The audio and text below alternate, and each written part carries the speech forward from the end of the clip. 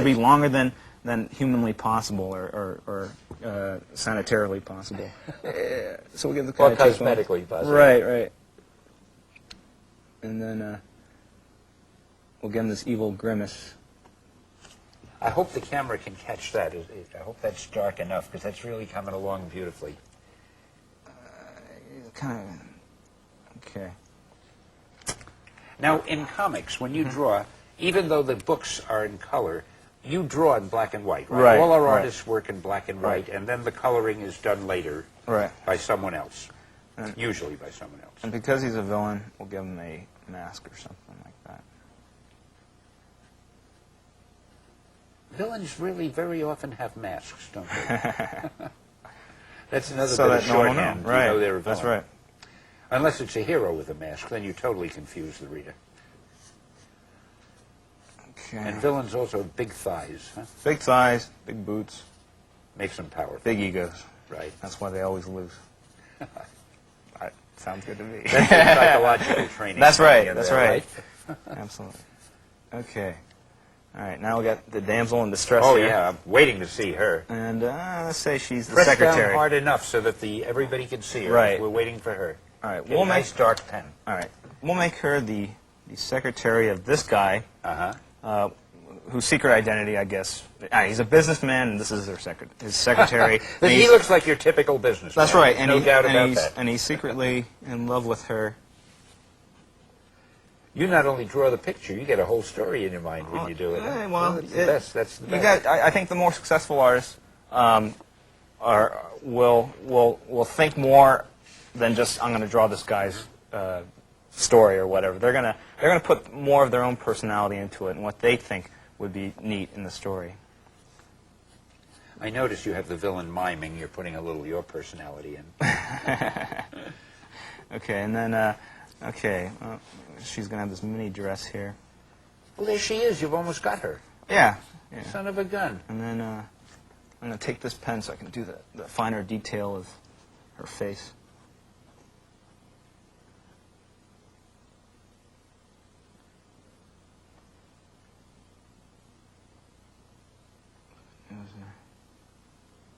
I'll give her a sort of a 90s short little bob there.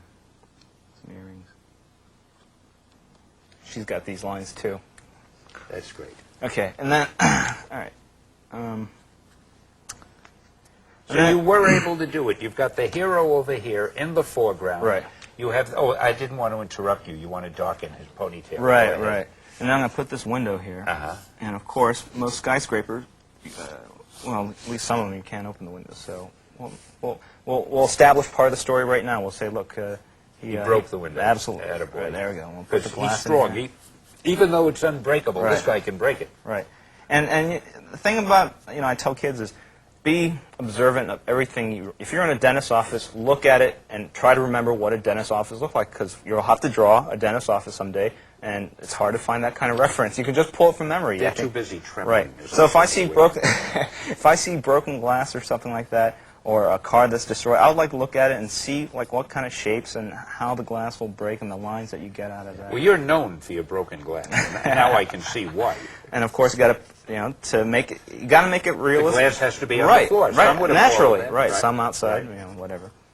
Okay, so we put some glass here, and then we'll put a table here in the middle ground, which is, Basically, what you're talking about as you talk, as you draw, these are pretty much the thoughts that would go through a comic book artist's mind as he draws the strip. Then you got to supply all the background stuff. You got to supply make it look real. You're the costumer, director, props guy. You have an unlimited budget. You just have time constraints. That's great. what it comes down to. Now let me ask you, talking about making things look real, what do you think makes? There are so many comics. Some do better than others. What makes a successful comic? What's the difference?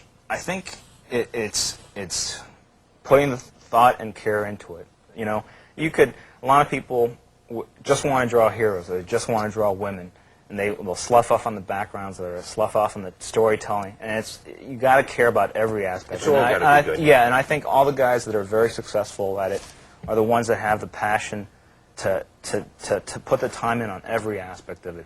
to the broken glass on the ground, and if I in the next panel I do a reverse shot of this, I'm going to make sure the backgrounds are as close as I can get to it. You just don't want to be sloppy with it, and you want to have that dynamic feel. Well, you know what might be interesting also.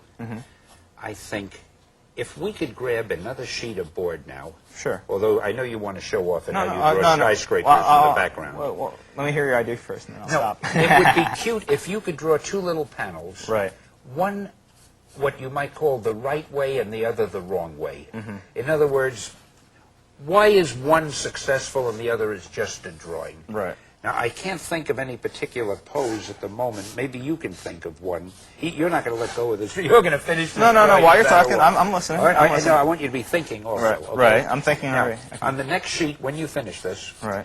And after you've autographed it so that I can fight with everybody else to get it, on the next sheet, I want you to think of some very simple scene that you could draw quickly, and draw one version of it that would be adequate for most any other comic book company and with any other comic book artist, but then show how you would do it to make it really a powerful scene. Right. Can you do that, or am I asking? No. I know exactly. I can do something. I finally met somebody who understands what I said. That's really great. Anyway. Hey, that is really great. Actually, to make it seem like there's glass here is a little technique. Attaboy. There we go. And obviously it's a modern building, so this is the built-in fluorescent light that's right in the ceiling. Right, and I will put one there, but I think the word balloon would go there. So, Okay. or maybe we'll go here. You know what everybody would like to see, says he cagily? How do you sign your name? People would love to see your signature, because when I steal this, I want it to be on there. All right. How's that? It's very legible. Okay. Okay, and people will have to kill to get this from me. Okay. Now, let's see what that next one is two be. panels, okay. One is going to be adequate, the kind that you might find that your beginning artist might do.